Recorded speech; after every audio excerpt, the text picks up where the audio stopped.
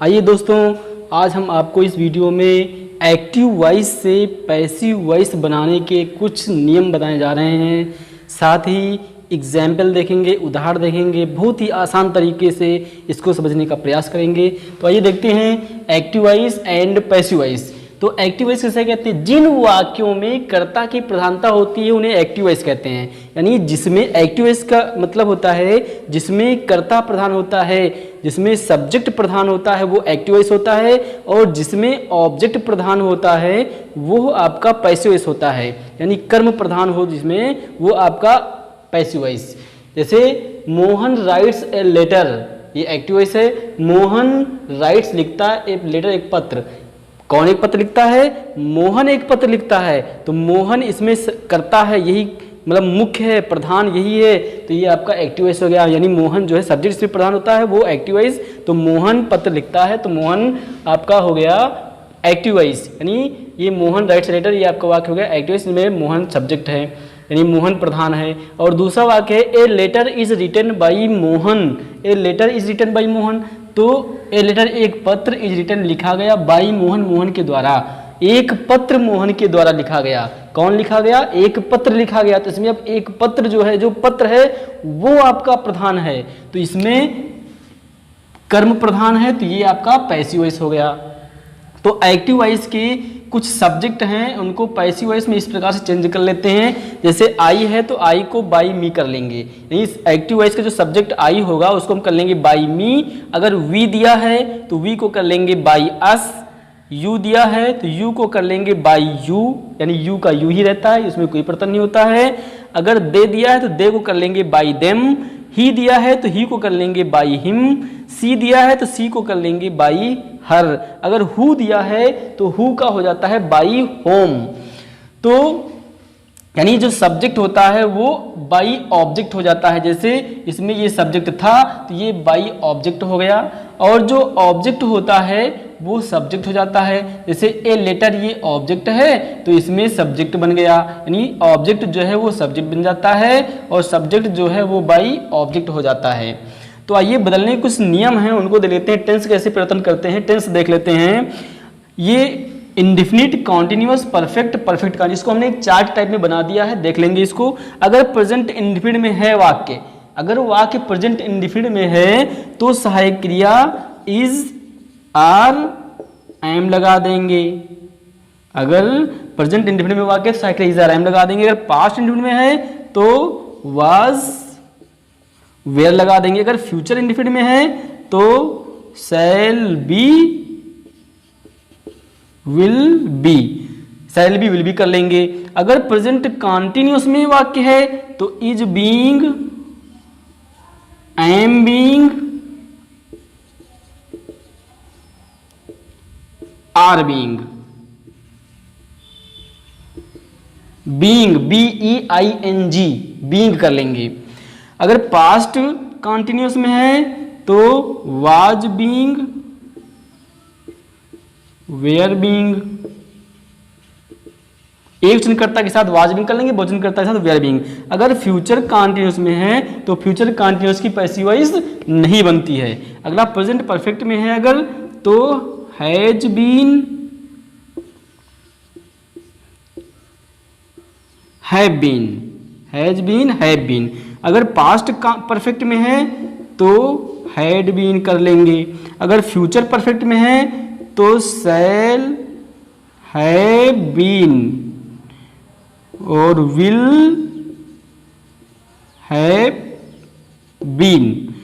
और present perfect continuous की passive voice नहीं बनती, पास्ट परफेक्ट कॉन्टिन्यूअस की पैसिव वॉइस नहीं बनती, फ्यूचर परफेक्ट कॉन्टिन्यूअस की पैसिव वॉइस नहीं बनती है। यानी 12 टेंस होते हैं, present indefinite, past indefinite, future indefinite, present continuous, past continuous, future continuous, present perfect, past perfect, future perfect, present perfect continuous, past perfect continuous, future perfect continuous. तो ये 12 tense होते हैं। 12 टेंस में किसकी बनती है? इंडेफिनिट की, कॉन्टिन्यूअस की, परफेक्ट। यानी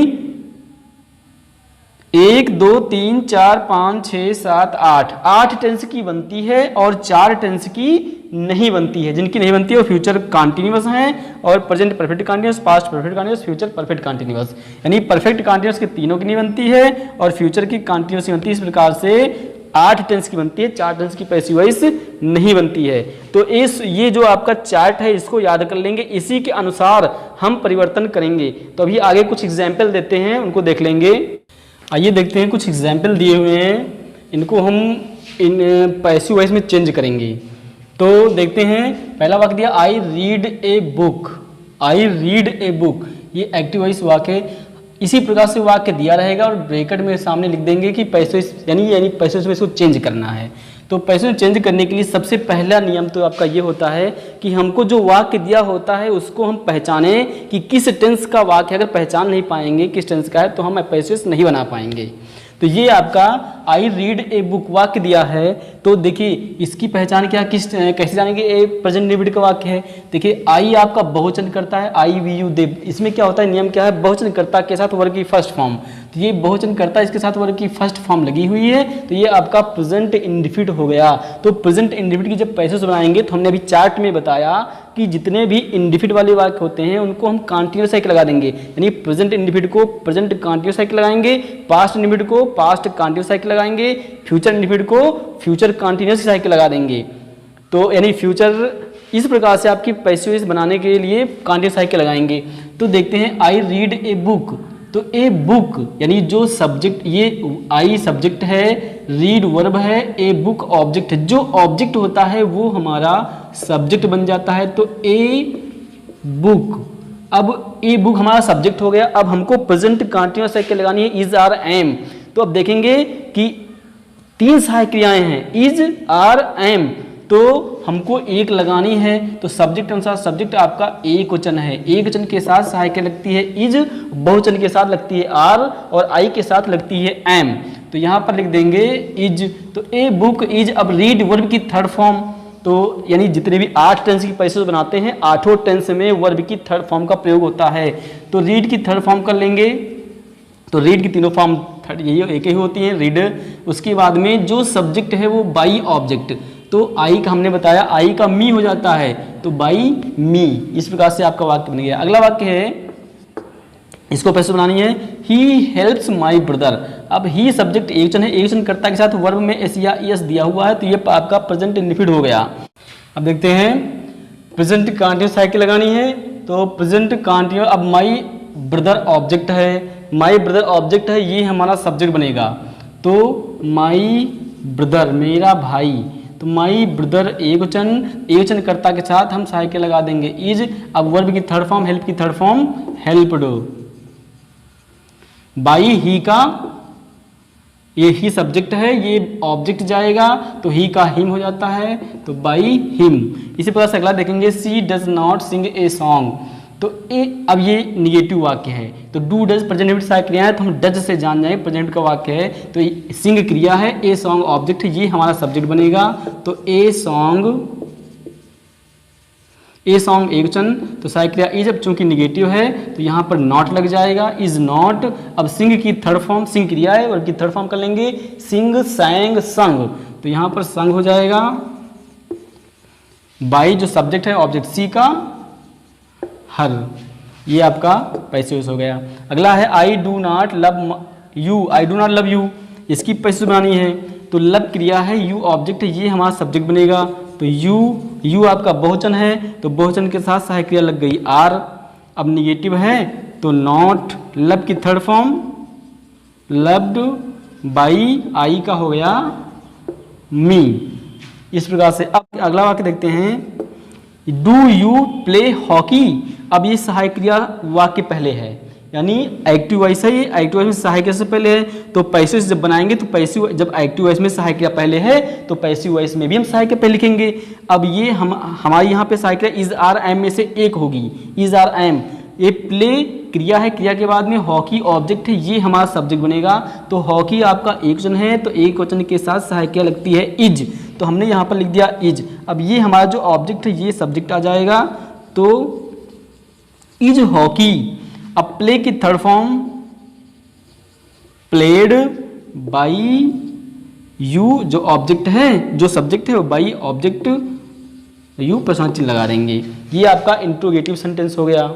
ये वाक्य देख लेंगे, why does the servant sweep the room. इसकी पैसेज बनानी है तो व्हाई क्वेश्चन वर्ड हो गया। अब क्वेश्चन वर्ड में जो प्रश्नवाचक शब्द दिया है वही पहले उतार लेते हैं। तो व्हाई है तो व्हाई लिख दिया। उसके बाद में यहाँ पर डज साइकिल लगी है, हमको साइकिल यहाँ पर लगानी है इज आर एम। तो स्वीप क्रिया है, दी रूम ऑब्जेक्ट है, ये हमारा सब्जेक्ट बनेगा। तो दी रूम एक वचन, तो एक वचन के साथ साइकिल लग गई इज। व्हाई इज, अब ये सब्जेक्ट आ जाएगा, व्हाई इज दी रूम। अब ये स्वीप क्रिया है, इसकी थर्ड फॉर्म लिखेंगे। स्वीप की third form swept. Why is the room swept by, जो सब्जेक्ट है ये ऑब्जेक्ट, बाई दी सर्वेंट। प्रश्न लगा देंगे, आपका हो गया। अगला वाक्य है, हु टीच यू इंग्लिश। हमने बताया हु का हो जाता है बाई होम, बाई होम। अब ये टीच, टीच मीन्स टीच क्रिया है, टीच में ईएस लगा है तो ये आपका प्रेजेंट इंडिफिड हो गया। तो प्रेजेंट इंडिफिड से क्रिया इज आर एम लगानी है। तो टीच क्रिया है, क्रिया के बाद यू ऑब्जेक्ट है, ये हमारा सब्जेक्ट बनेगा। तो यू आपका बहुवचन है, तो बहुवचन के साथ सहायक क्रिया आर हो गई। तो बाई होम आर यू, ये सब्जेक्ट हो गया। उसके बाद टीच की थर्ड फॉर्म टाट, ये जो इनडायरेक्ट ऑब्जेक्ट है इसको लिख देंगे इंग्लिश, तो अच्छी लगा देंगे। तो बाई होम आर यू टाट इंग्लिश, इस प्रकार से बन गया। अगला वाक्य, why do the children like sweet things. तो जो क्वेश्चन वर्ड दिया है वही उतार लेंगे व्हाई। उसके बाद में यहाँ पर डू साइकिल, हमको यहाँ पे इज आर एम लिखनी है। तो स्वीट थिंग्स, लाइक क्रिया है, स्वीट थिंग्स ऑब्जेक्ट है, ये हमारा सब्जेक्ट मिलेगा। तो स्वीट थिंग्स मीठी वस्तुएं, बहुवचन, तो बहुवचन साथ साइकिल लग गई आर। अब ये सब्जेक्ट आ जाएगा sweet things. Why are sweet things, like की थर्ड फॉर्म कर लेंगे लाइक्ड बाई दी चिल्ड्रेन। ये जो सब्जेक्ट है ये बाई ऑब्जेक्ट हो जाएगा, बाई दी चिल्ड्रेन, प्रश्न लगा लेंगे, आपका वाक्य हो गया। ये वाक्य देखते हैं, I am writing a letter. अभी तक जो वाक्य थे वो प्रेजेंट इंडिफिनिट के थे, ये प्रेजेंट कॉन्टिन्यूअस के वाक्य हैं। तो चूंकि प्रेजेंट कॉन्टिन्यूअस साइक्रिया इज आर एम, तीन साइक्रिया हैं इज आर एम, एक वचन के साथ इज, बहुवचन के साथ आर, आई के साथ एम। तो यहाँ पर I am writing a letter, तो इस इज आर एम से जानेंगे प्रेजेंट कॉन्टिन्यूअस का वाक्य है। यानी इसमें हम साइक्रिया देख लेंगे, अगर इज है तो प्रेजेंट कॉन्टिन्यूअस, आर है तो प्रेजेंट, एम है तो प्रेजेंट कॉन्टिन्यूअस। तो इज आर एम से जानेंगे प्रेजेंट कॉन्टिन्यूअस का वाक्य है। तो राइटिंग क्रिया है, ए लेटर ऑब्जेक्ट, ये हमारा हो जाएगा सब्जेक्ट, ए लेटर। अब हमने बताया था कि प्रेजेंट कॉन्टिन्यूअस के वाक्य में is being, am being, are being जोड़ देते हैं। यानी इज लिखा हुआ तो is being, am being, are being. तो ए लेटर, अब ये ए लेटर एक वचन है, एक वचन के साथ is being, a letter is being. अब राइट की थर्ड फॉर्म रिटन बाई, जो आई सब्जेक्ट है ये ऑब्जेक्ट हो जाएगा, आई का मी होता है, बाई मी हो गया। अगला बात है, you are not reading a book. तो you are not reading a book, a book object है, ये हमारा सब्जेक्ट बन जाएगा, ए बुक। ए बुक एक वचन, एक वचन के साथ सहायक क्रिया इज। अब चूंकि निगेटिव है तो नॉट उसके बाद बीइंग लगाएंगे, इज आर एम के बाद नॉट, उसके बाद बीइंग, तो इज नॉट बीइंग। अब रीड की third form read by you, ये जो सब्जेक्ट है यू, ये बाई ऑब्जेक्ट हो जाता है, तो बाई हो गया। तो हो गया a book is not being read by you. अगला वाक्य है, इज सी वॉशिंग क्लोथ्स। अब यहां पर जो है सहायक क्रिया वाक्य पहले यानी इंट्रोगेटिव फर्स्ट वाक्य हो गया, आपका वाक्य जो है इंट्रोगेटिव फर्स्ट का हो गया।